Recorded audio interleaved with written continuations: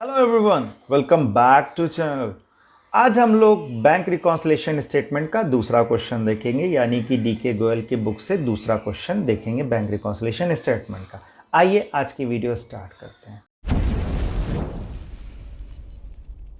जैसे कि आपको क्वेश्चन शो हो रहा है, the balance of cash at bank and showed by the cash book of pan and company on 31 December 2016 was ₹7,500। यहाँ पे कैश का बैलेंस दिया है 7,500। तो आप जब पार्टिकुलर बनाते हो तो पार्टिकुलर होता है, ये प्लस वाला कॉलम होता है, ये माइनस वाला कॉलम होता है। तो आप यहाँ पे आके लिखोगे balance as per cash book और 7,500 आप प्लस वाले कॉलम में आके यहाँ पे मेंशन कर दोगे। 7,500 प्लस वाले कॉलम में यहाँ पे जब मेंशन हो जाएगा, फिर उसके बाद आगे देखिए लिख रहा है on checking the entries of in the cash book with the passbook it was ascertain that the cheque of ₹500 and cheque of ₹700 respectively paid on 31 December were not credited until 2 January. दो cheque जो bank में deposit की गई थी, उन दो check में से 500 और 700 की चेक जो बैंक में डिपॉजिट की गई थी वो अभी तक क्रेडिट नहीं हुई। यानी कि आपने जब चेक को बैंक में, बिजनेसमैन ने जब चेक को बैंक में भेजा होगा तो उसने अपने के यहाँ डेबिट में एंट्री कर ली और उसने ये मान लिया कि बैंक में उसका इतना पैसा जमा हो गया। यानी कैश बुक में बैंक कॉलम को उसने 1,200 से इंक्रीज़ कर दिया, लेकिन ये चेक अभी तक क्रेडिट नहीं हुई है, तो बैंक में इसका अमाउंट क्रेडिट नहीं है। तो सिंपल फंडा ध्यान रखिए, जिसका बैलेंस दिया रहा है उसमें प्लस माइनस करना होता है और दूसरे पार्टी के हमें इक्वल रखना होता है। कैश बुक हमारी बढ़ी हुई है जबकि पासबुक में कोई इंक्रीज़ नहीं है, तो ऐसी कंडीशन में आपको कैश बुक से माइनस करनी पड़ेगी। और अगर आप 2-3 क्वेश्चन रख लेते हैं, याद कर लेते हैं, या 2-3 क्वेश्चन सॉल्व कर लेते हैं, तो आपका ये कॉन्सेप्ट आपको क्लियर हो जाएगा। 2-3 क्वेश्चन आप सॉल्व कर लेते हैं तो आपका ये कॉन्सेप्ट क्लियर हो जाएगा कि कंडीशन में माइनस करना है। तो ध्यान रखिएगा, जब भी cheque issued but not present, cheque send to bank but not collected रहता है, तो ऐसी कंडीशन में कैश बुक में हमेशा माइनस करना होता है। और अगर पासबुक की कंडीशन होगी तो आपको ये ध्यान रखना है कि पासबुक में इसका जस्ट उल्टा होगा। कैश बुक में अगर माइनस हो रहा है तो पासबुक में ये प्लस होता।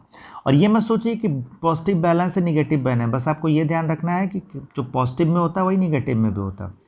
तो कैश बुक में ये प्लस हो रहा है तो पासबुक में क्या होगा, माइनस होगा। सॉरी, कैश बुक में ये माइनस हो रहा है तो पासबुक में क्या हो रहा है, ये प्लस हो रहा है।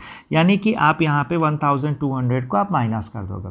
ठीक है, नेक्स्ट इसी तरह है, नेक्स्ट पॉइंट के second, following the 3 cheques of ₹600, 800 and 1,200 issued on 28 December were not to be presented until 3 July. 3 जनवरी तक ये 3 चेक जो कि 600, 800 और 1200 के हैं, यानी कि पूरा मिला के 2,600 के चेक जो इशू किए गए थे बैंक में प्रेजेंट नहीं हुए। तो सिंपल है, जब check issued but not presented होता है तो हमें प्लस कर देना होता है, तो आप यहाँ पे प्लस कर दीजिए, क्योंकि कैश बुक में तो आपने माइनस कर रखा है, लेकिन बैंक से ये पैसा अभी तक माइनस नहीं हुआ, बैंक में पैसा कम नहीं हुआ, क्योंकि चेक पेमेंट के लिए वहाँ पे आई ही नहीं। तो जब भी cheque issued but not presented होता है तो कैश बुक में ये प्लस होता है, और जब भी cheque send bank for collection होता है तो ये कैश बुक में माइनस होता है।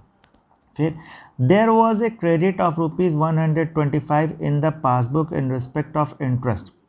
पासबुक का क्रेडिट बैलेंस मतलब इंक्रीज़ होता है, तो ये पासबुक में प्लस हो गया तो आपको कैश बुक में भी क्या करना होगा, प्लस करना होगा।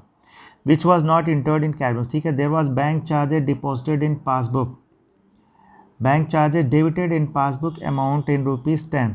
तो ध्यान रखिएगा, पासबुक का क्रेडिट, पासबुक का डेबिट हमेशा लेस होता है या नेगेटिव बैलेंस होता है, और पासबुक का क्रेडिट हमेशा क्या होता है, ये पॉजिटिव बैलेंस होता है। यानी पासबुक में जब चीज़ें क्रेडिट होती हैं तो आपका पैसा बढ़ता है, और पासबुक में चीज़ें जब डेबिट होती हैं तो आपका पैसा यहाँ पे घटता रहता है। तो बैंक चार्जेस लगाया गया है, बैंक चार्जेस लगा यानी बैंक में पैसा माइनस हो गया, तो कैश बुक में भी आपको क्या करना होगा, माइनस करना होगा।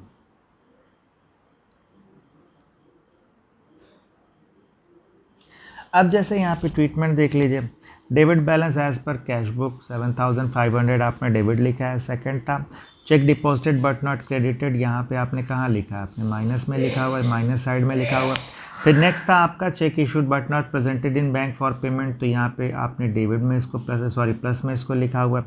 फिर interest credited by bank, interest bank ने क्रेडिट किया तो आप में भी यहाँ प्लस हुआ था तो यहाँ पे प्लस हो गया, और बैंक चार्ज बैंक में डेबिट हुआ था तो यहाँ पे ये माइनस हो गया। अब डेबिट साइड की सारी फिगर को जोड़ लेंगे, इस डेबिट साइड की सारी फिगर को जोड़ लेंगे और इसमें से क्रेडिट साइड की 2 फिगर को सब्सट्रैक्ट कर देंगे। तो जो डिफरेंस होगा वो डिफरेंस आपका यहाँ पे जो भी डिफरेंस होगा, तो जो आपका डिफरेंस होगा वो प्लस कॉलम में प्लस के टोटल में से माइनस के टोटल को सब्सट्रैक्ट कर देंगे। जो डिफरेंस आ जाएगा वो डिफरेंस आपका अपोजिट शो करता है।